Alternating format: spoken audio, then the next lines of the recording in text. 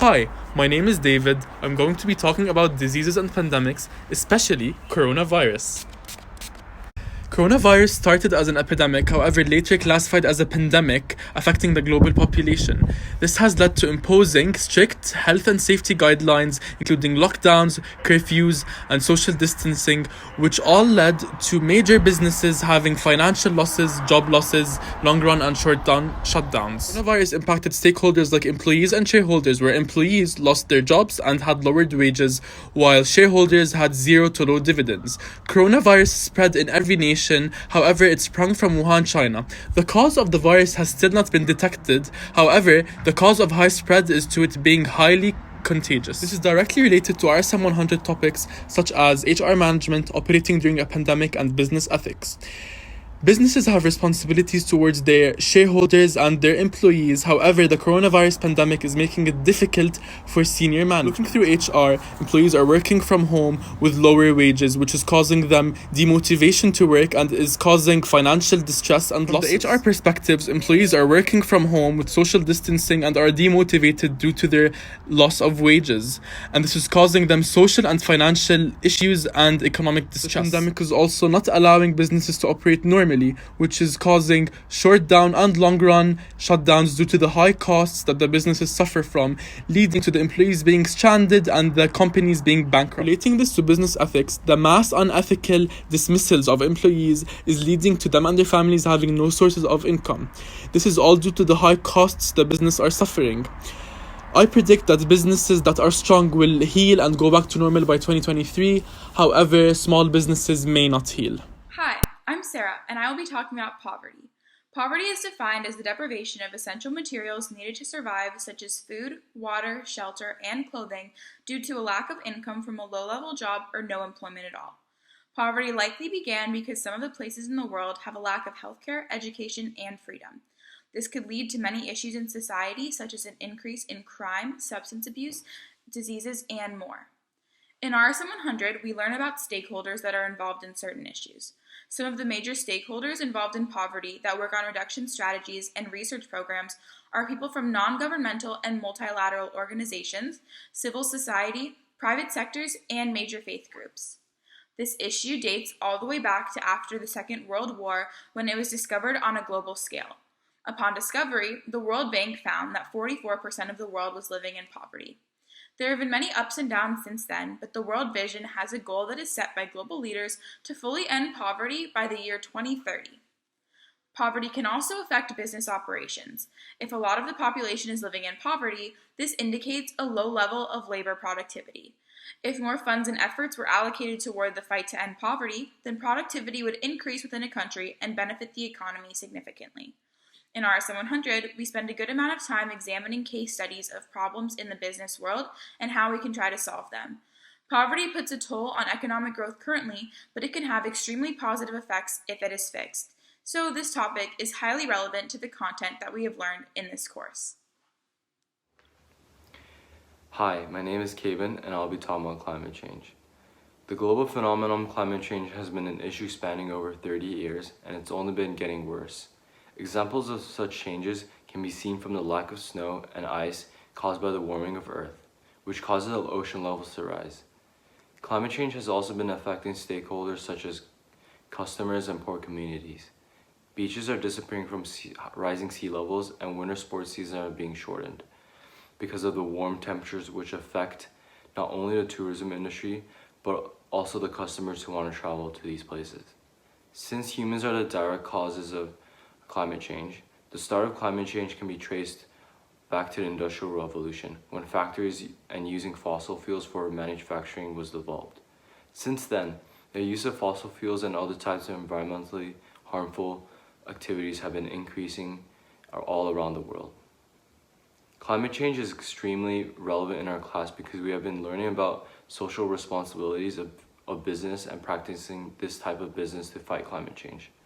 Also, as we learn about managing projects in class, there have been a project recently adopted by 193 countries around the world called Sustainable Development Goals, or SDGs for short, where they focus on different global issues including climate change.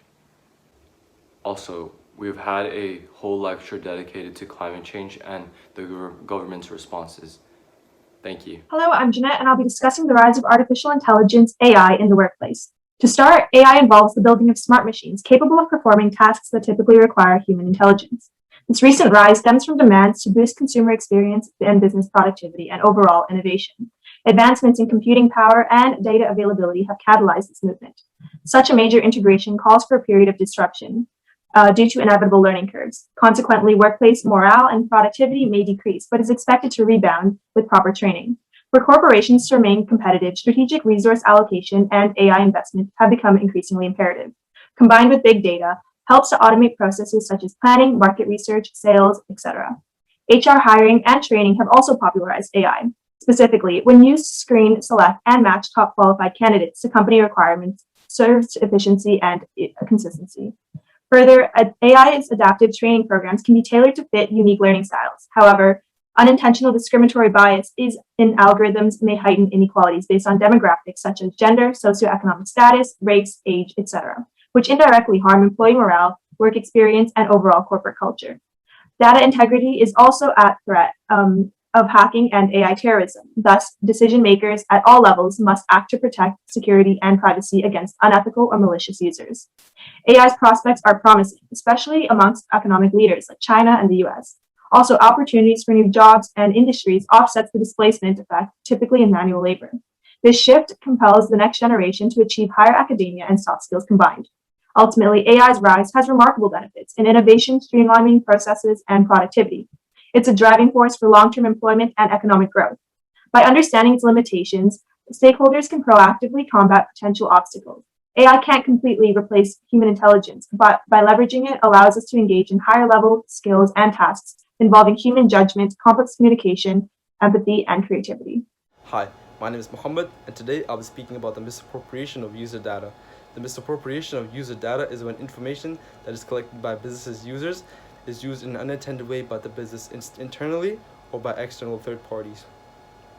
This is a prevalent concern in today's contemporary business landscape because businesses collect and store large quantities of data points about their users, and in doing so, they have to be able to maintain the data's confidentiality and protect it from being misused.